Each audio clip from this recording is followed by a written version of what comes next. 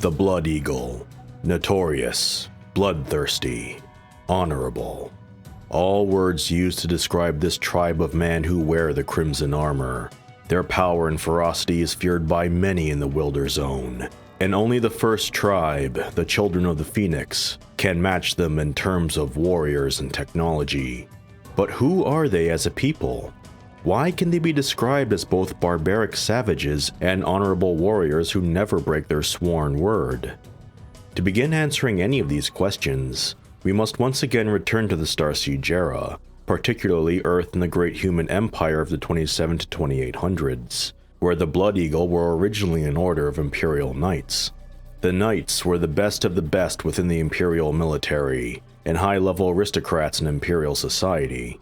Outfitted with top-tier technology and training, these men and women were intended to combat any threat to the Empire, be it human or cybrid.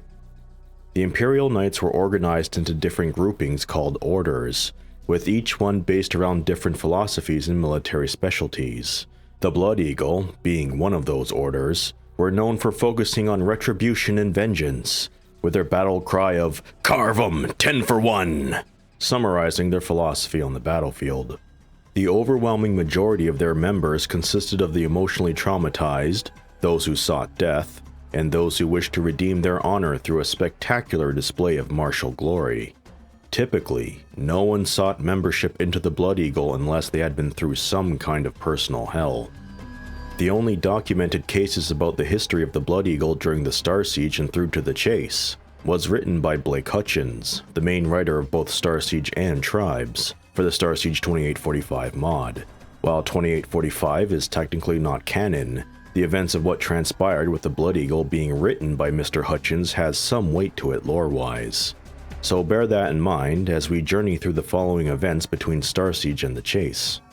While much of their service history during this time is unknown, the Blood Eagles were an integral part in retaking Nova Alexandria in 2835, alongside then Knight Grand Master Kanan Weathers. Afterwards, the Order would be assigned to the retaking of North America in 2837, while their presence was again often the key factor in many engagements in the theater. Rumors of disturbing behavior and extreme hazing of frontline Terran Defense Force regulars began to crop up. The Imperial leadership most likely did not pay much attention to any of these rumors until 2841. By then, mankind was able to fully take back Mother Earth from the Cybrid occupation. With the Starsiege finally ended, TDF survivors who fought with the Blood Eagle in North America began speaking out on the numerous atrocities committed by the Night Order, especially during the Battle of Denver, with the most damning testimony coming from a TDF veteran named Michael Church, resulting in the conviction of 3 senior Blood Eagle officers. By this point, the Order of the Blood Eagle was seen as controversial, and the image of the Order was muddied in the eyes of the public. It was even rumored that Emperor Kanan himself was said to be done with the Order behind closed doors. When the chase was announced in 2845, the Blood Eagle would take part alongside other Imperial and Colonial divisions within the Artemis Pursuit Armada. While it is heavily conjectural, a possible reason why the Blood Eagle were among the chosen for their first extrasolar venture out into space could have been to prevent them from stirring up any more controversy back on Earth. Moving forward to the 3400s, the great diaspora of humanity is fully underway thanks to the discovery of the Meta Jumpgate network. Eventually, colonists on the new frontiers of the galaxy begin to form the Children of the Phoenix, establishing themselves as the first tribe on the edges of Imperial space known as the Wilderzone. The Great Human Empire, unwilling to allow a breakaway faction to operate on their borders, tasked the Order of the Blood Eagle to be sent into the Wilderzone and bring the Children of the Phoenix back under Imperial rule. However, the Phoenix proved to be more than capable of challenging the Eagles in combat, and what was presumed to be a quick operation to crush an independent group turned into a bloody stalemate lasting for decades. This continuing conflict would result in an event known as the Splintering, where different groups would break off from the Phoenix to form independent tribes, the effects of which laid the foundation for tribal society in the Wilderzone all the way up to the 3900s. Around 3480, 3 decades after they entered the Wilderzone, The Blood Eagle began to see themselves more as a tribe, much like the Phoenix, which most likely resulted from being forced to operate independently on the fringes of civilized space for so long. The Eagles had begun to shun their Hercs and quantum weaponry, and instead began adopting the mobile power armors used by the other tribes. By 3500, the Blood Eagles had fully embraced their new tribal identity, and had officially broken off ties with the Empire, declaring themselves a fully independent tribe. While fighting with the Children of the Phoenix would eventually die down, and relations would warm somewhat over time, various minor conflicts between the two tribes would continue to be fought. But that is just one tale of how the Blood Eagles came into tribal space, although it is the most plausible and verifiable one. In other stories, that Emperor Canaan Weathers I, as he was dying, received news of the formation of the Children of the Phoenix. Upon hearing this, Canaan believed that his brother Harabek must be out in the Wilderzone. He then ordered the Blood Eagle to find and return his brother to Terra. Upon taking up this charge, the Blood Eagles swore a great oath upon their honor to not return until the Phoenix was found, and they quickly set forth on a great crusade into tribal space. But the Emperor soon passed away while the Eagles were searching for the Phoenix.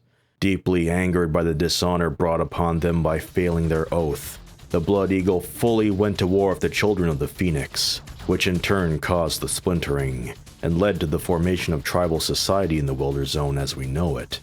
It is even said that they never stopped their search for Harabek, and if the Blood Eagle were to ever find him, they would fulfill their oath and take him back to Terra. But this story has also never been verified or proven. However, knowing Imperial culture in the 2800s and their deeply held value on honor and pledging oaths, this origin tale is not beyond the realm of possibility. As a culture, the Blood Eagles' ties to Imperial Earth can still be seen, most visibly through their utmost dedication to their code of honor and outright refusal to ever break their sworn word, which mirrors the extremely high value placed upon personal honor in Imperial society during the pre-Starsiege era.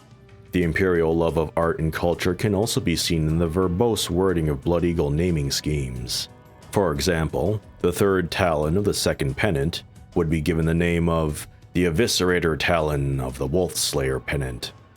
When fighting their enemies, the Eagles often opt for the bloodiest and most devastating strategies possible, favoring both scorched earth tactics and using the dead bodies of their enemies as banners to demoralize those who still dare to oppose them. Yet, when diplomatic talks are held, the Blood Eagle are reputed to be the most courteous of hosts, an inexplicable contrast to those who don't know their history, but yet another sign of their imperial ancestry to others. It must also be pointed out that rumors throughout the Wilderzone suggest that the Blood Eagles still maintain ties with the Imperial High Command. Of course, the Eagles deny these rumors, but they never seem to have any trouble in acquiring new equipment for themselves.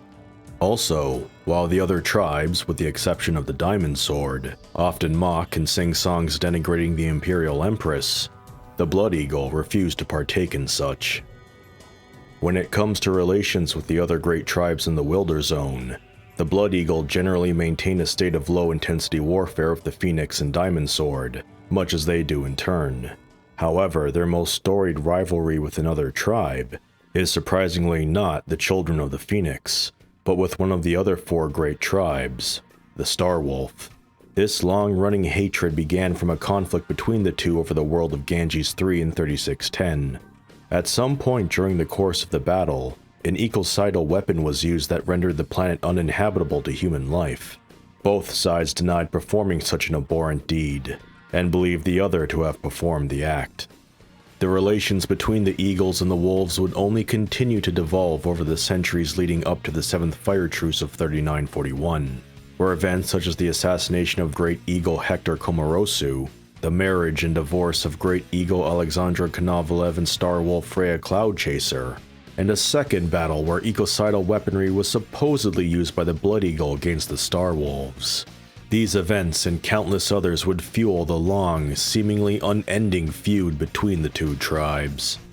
Although their grievances would be forced to be temporarily put aside when the Scourge, Bioderm slaves the great human empire were using for labor revolted against humanity and began their invasion of the Wilderzone during the 7th Firetruce. In the face of such a threat, the tribes united to form the Pact, with the Blood Eagle and Starwolf being founding members alongside the Diamond Sword and the Children of the Phoenix.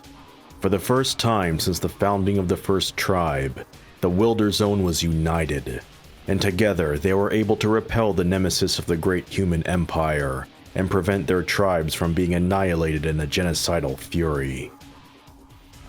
The Blood Eagle tribe, from their debut in the Wilderzone up to the time of the 7th Firetruce and through the Scourge invasion, have always proven themselves as the fiercest among the tribes of the Wilderzone. Where the future takes any of these honorable yet savage barbarians is anyone's guess.